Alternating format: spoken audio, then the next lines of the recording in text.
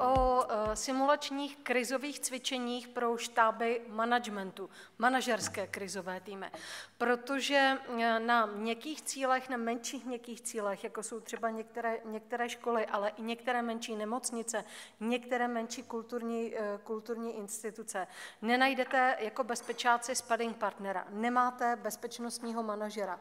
To znamená, jednáte s civilní osobou a jí musíte při vysvětlování všech věcí a zásad přizpůsobit i svůj řeč, i ten jazyk. Zpravidla se na mě takhle dívají v institucích, a to jak i na tvrdých, tak na měkkých cílech, když přijdu s nápadem, co si takhle udělat krizové simulační cvičení pro manažerský tým. Já říkám, naslouchejte bez předsudků, nejenom proto, že je to mé oblíbené album od George Michaela, se stejně jmenuje. Často používané argumenty, proč to organizace nepotřebuje udělat, co slýchám.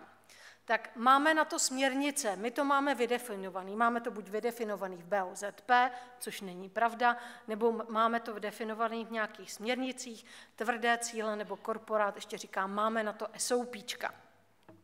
Nikdo neví, jak jsou starý, kdo je zná, kde je vůbec najdou, kdy byly naposledy aktualizovaný, jestli se to vůbec někdy nacvičovalo, nějaká krizová situace, samozřejmě, že většinou ne. Kdo to zpracovával, nebo jestli jsou to obecné pokyny z matky, které nikdo nikdy nečet, a vůbec kde ten dokument je, kdo ho má k dispozici.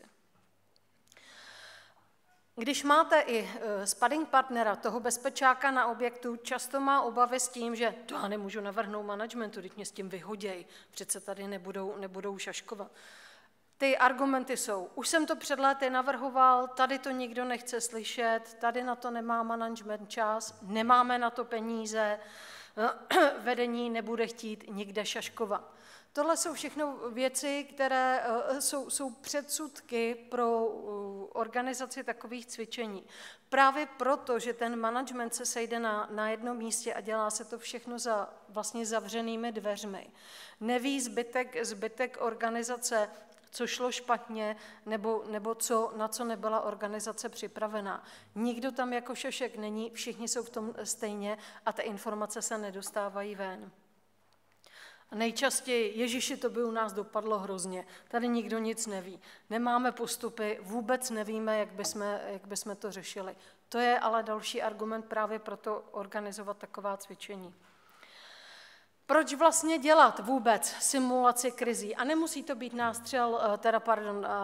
nácvik zrovna na střelce nebo na teroristický útok, ale jakákoliv jiná menší krize, nebo i situace, která nakonec dopadla dobře, ale dál žije ten konflikt svým vlastním životem. Teď mám praktickou zkušenost z jedné velké školy, která nebyla ani policií, ani krajem vyhodnocena jako riziková a nebyla nikdy zařazena do žádných projektů na ochranu měkkých cílů.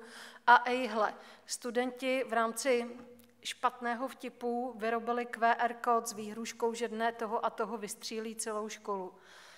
Manévry policejní 2,5 dne, odložené maturity, odložené další odborné zkoušky, rodiče si museli z celé republiky přijet na internát pro děti a tisíc jiných dalších věcí, co muselo následovat a co se muselo řešit. Asi si sami dokážete představit, co je vlastně cílem těch simulačních cvičení. Podívat se na to, co máme nastaveno, jestli nám to funguje a jestli bychom v takových okamžicích krize dokázali vyhodnotit, co všechno je potřeba udělat, o co všechno je potřeba se postarat. A nejenom při té krizi samotné, ale hlavně v té následné době potom. Co se odehrává před cvičením? To jsou takové věci, když už teda přesvědčíte klienta, že chce mít to cvičení, tak dochází už k přípravě, což je strašně fajn, protože všichni zainteresovaní si ty SOPčka, ty procedury minimálně najdou a přečtou. To je první velký plus. Všichni hned mají k tomu připomínky, takže můžete rovnou ještě před cvičením udělat drobnější aktualizaci, protože řeknou, no tohle přece nemůžu zajišťovat já, to je záležitost tady toho, teď my k tomu nemáme kompetence, my vůbec ani nevíme, blablabla, kde bychom ty informace sebrali. Prověří se taky už dopředu, zda jsou přiřazený dostatečný zdroje, a to jak finanční, a zda jsou skutečně dispozici. Od lékárniček do hasičáku. Já vím, že všichni máme kontroly na BOZP a PO, ale taky víme, jak ta realita v praxi vypadá. O tom, jestli klíče od těch místností, které mají fungovat jako safe haven, vůbec existují, kdo je má, jestli se tam něco nezměnilo a tak dále. A připraví se i náhradníci. Dokonce dost často se stává, že na ta cvičení management vyšle své náhradníky rovnou a někde je to možná i lepší, protože ty náhradníci vědí potom z praxe víc. Co se odehrává při vlastním cvičení? Ten scénář my vždycky doporučujeme tam, kde má klient dobré vztahy s policií, předjednat s policií České republiky určitou součinnost, aby někdo ze zástupců policie, třeba i z preventistů, přišel na to cvičení, zúčastnil se ho a jsou okamžiky, kdy klient spoléhá na to, že by něco řešila policie a ten policista na místě dokáže vysvětlit, jak by ta policie postupovala, co od něj může čekat, jak dlouho by to trvalo, anebo co vůbec role policie není. Jo? A ty názory se tam tříbí a musím říct, že ten civilní sektor má z detektivek dost zkreslené představy o tom, jak policie funguje a co všeho je schopná. Ty scénáře zástupce klienta vždycky ví o tom scénáři, co se bude probíhat a jak se to bude stupňovat a gradovat. Ty scénáře jsou vždycky dva. Jedna větev pro situaci, když to klientovi jde moc dobře, tak mu ještě víc naložíme, aby jsme si procvičili. A jedna větev scénáře, když to jde úplně strašidelně, aby jsme vůbec něco nacvičili a ukázali si tam věci. Takže je to hodně o aktuální situaci, je to hodně o operativě a improvizaci toho štábu, který to cvičení řídí. Začátek, to je vždycky pohodička, velká legrace.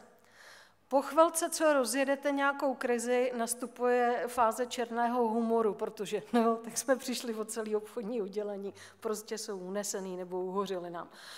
To jsou takové věci, že se postupně propracujete k tomu, že v další fázi už někomu začíná docházet, jak velký průšvih tu situaci, kterou zrovna řešíme a která je simulovaná, nahraná. Používáme herce, používáme kaskadéry, používáme nahrávky telefonátů a tak dále, které se prostě pouští, měří se čas, stopuje se, vysvětlujete i tomu týmu, jak má pracovat, jak si má psát poznámky, jak má mít ty papíry za sebou, ten duty log, jak procházejí věci. Dostanete se do fáze takové určité zmatenosti a desiluze, že najednou nikdo neví, co má dělat. Pak se vždycky někdo zpamatuje, bouchne do stolu a ten manšaft začne přemýšlet a jednat tak skutečně už pod stresem, že je krize. Zjišťuje se, co neznáme, co neumíme, co nemáme zajištěné. Je vždycky důležité, aby tam bylo dostatek pozorovatelů, kteří zapisují, i co je potřeba změnit, co je potřeba aktualizovat pro budoucí změny těch plánů. Připravují se zároveň změny, co by se všechno v těch plánech mělo odehrávat, jak by se věci měly udělat jinak, co potřebujeme třeba nakoupit, na co potřebujeme sehnat prostředky. Ale i to, že třeba musíme změnit podpisový práva k přístupu do banky, protože když nám vyhoří kanceláře a máme tam zrovna poradu obchoďáků, který všichni nechali věci tam v budově a evakuovali se a nemají u sebe ani klíče od bytu, ani mobilní telefony, nějak je musíme zpátky po celé republice dostat domů. Pak už nastupuje takovej ten zdravý humor, kdy už si všichni oddychnou. Co se odehrává při tom vlastním cvičení? Objeví se vždycky skrytý talenti, to je docela zajímavé, že u lidí, u kterých byste to nečekali, mají nejenom silné nervy a pevnou vůli, ale dokáží střízlivě uvažovat i o několik kroků dopředu a i v širších souvislostech, co jedno rozhodnutí všechno dalšího může ovlivnit. A situace typu to nevymyslíš, co se přihodí, to jsou fantastické historky, ze kterých pak vznikají tady nakonec ty bohatýrské legendy, když jsme tenkrát cvičili, to bylo něco. Flow informací uvnitř organizace je opravdu jako hra na tichou poštu. Vždycky zkoušíme, děláme zaživa a nahráváme to, předtím se dohodneme s policií, telefon, výhrušku, výbušninu někde, aby to vypadalo docela reálně. Ta nahrávka existuje, udělá se z toho, ale když stopujete čas, jak se to dostane z té organizace až k tomu krizovému štábu a jaká volovina s prominutím z toho nakonec vyleze, no tak je to opravdu jako hra na dikou poštu a management se nestačí divit potom, když jim přehrajeme tu skutečnou nahrávku, kudy to kolovalo. To se speciálně třeba týká kulturních institucí, kde telefony jsou uvedeny na nějaký ticketing nebo prodej lístků nebo pokladny nebo na někoho takového. Tam jsou nejsnáz naleznete telefony.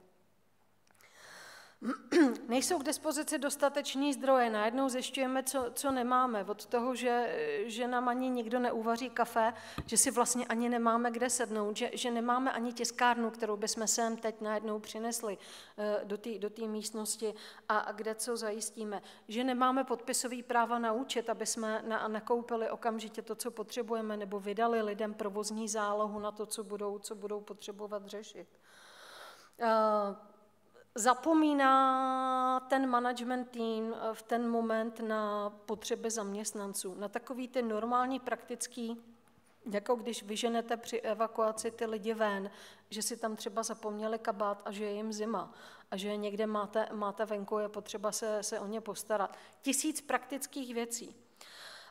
Zjišťujete, jak je nedostatečná vaše spolupráce s policií. Ona vám policie řekne, co by třeba potřebovala v daný okamžik vědět, jak by s vámi chtěli spolupracovat. Jo? Tam je vždycky dobré, že si to obě dvě strany můžou vysvětlit na místě a ta policie má prostor dělat skvělou edukační činnost. Nedostatečná informovanost matky nebo nadřízeného orgánu, třeba kraje, v tomhle případě školy, to skončilo tak, že chudák paní ředitelka dostala jedinou podporu z kraje, že jí pan náměstek hejtmana vynadal večer po zprávách, co viděl celou událost v televizi samozřejmě, tak dostala hned sprdňunk, ale ono se to odehrávalo večer, takže ani nestihla telefonovat. Ale ta informovanost nadřízených orgánů tam bohužel bývá vždycky zanedbaná. A projeví se samozřejmě absolutní praktická neskušenost různých členů týmu, což je zase dobrý potom, že se objeví i ty skryté talenty a že je potřeba mít i náhradníky.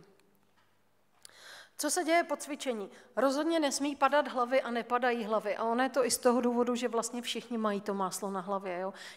Nikdo se při tom cvičení nezachová úplně 100%, protože neví, do čeho jde, je to sranda, Všichni sice vědí, že je to simulace nějaké krize, takže to neberou moc vážně, ale když se nad tím zamyslí a zamyslí se poté po cvičení, asi by každý z nás jednal jinak. Ale o tom to právě je nechat si projít hlavou různé postupy.